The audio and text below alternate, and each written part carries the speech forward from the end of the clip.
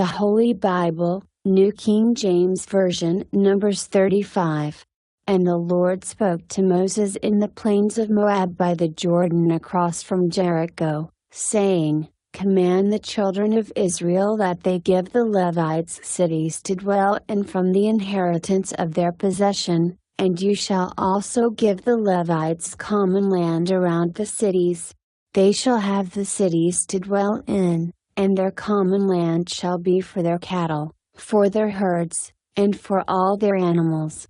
The common land of the cities which you will give the Levites shall extend from the wall of the city outward 1,000 cubits all around. And you shall measure outside the city on the east side 2,000 cubits, on the south side 2,000 cubits, on the west side 2,000 cubits, and on the north side 2,000 cubits. The city shall be in the middle. This shall belong to them as common land for the cities. Now among the cities which you will give to the Levites you shall appoint 6 cities of refuge, to which a manslayer may flee. And to these you shall add 42 cities. So all the cities you will give to the Levites shall be 48, these you shall give with their common land.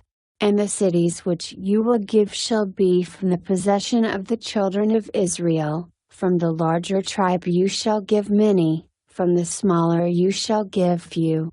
Each shall give some of its cities to the Levites, in proportion to the inheritance that each receives.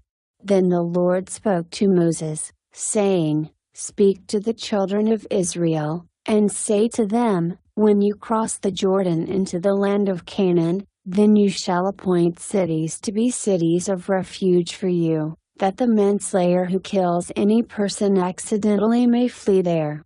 They shall be cities of refuge for you from the avenger, that the manslayer may not die until he stands before the congregation in judgment.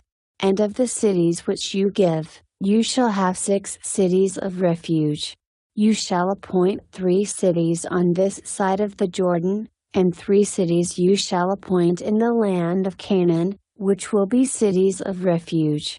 These 6 cities shall be for refuge for the children of Israel, for the stranger, and for the sojourner among them, that anyone who kills a person accidentally may flee there. But if he strikes him with an iron implement, so that he dies, he is a murderer, the murderer shall surely be put to death.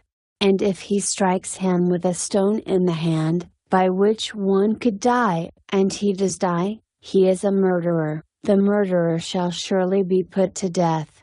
Or if he strikes him with a wooden hand weapon, by which one could die, and he does die, he is a murderer, the murderer shall surely be put to death.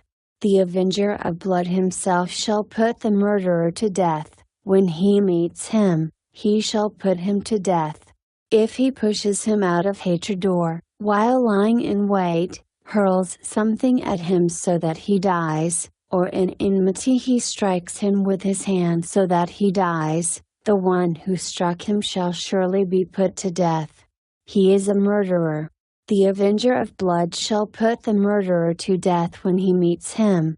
However, if he pushes him suddenly without enmity, or throws anything at him without lying in wait, or uses a stone, by which a man could die, throwing it at him without seeing him, so that he dies, while he was not his enemy or seeking his harm, then the congregation shall judge between the manslayer and the avenger of blood according to these judgments.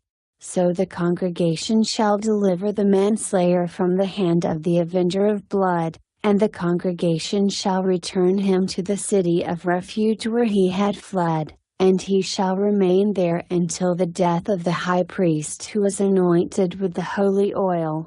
But if the manslayer at any time goes outside the limits of the city of refuge where he fled, and the avenger of blood finds him outside the limits of his city of refuge, and the avenger of blood kills the manslayer, he shall not be guilty of blood, because he should have remained in his city of refuge until the death of the high priest. But after the death of the high priest the manslayer may return to the land of his possession. And these things shall be a statute of judgment to you throughout your generations and all your dwellings.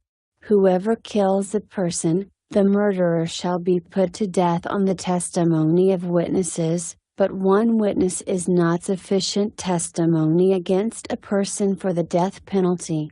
Moreover, you shall take no ransom for the life of a murderer who is guilty of death, but he shall surely be put to death. And you shall take no ransom for him who has fled to his city of refuge, that he may return to dwell in the land before the death of the priest. So you shall not pollute the land where you are, for blood defiles the land, and no atonement can be made for the land, for the blood that is shed on it, except by the blood of him who shed it. Therefore do not defile the land which you inhabit, in the midst of which I dwell, for I the Lord dwell among the children of Israel.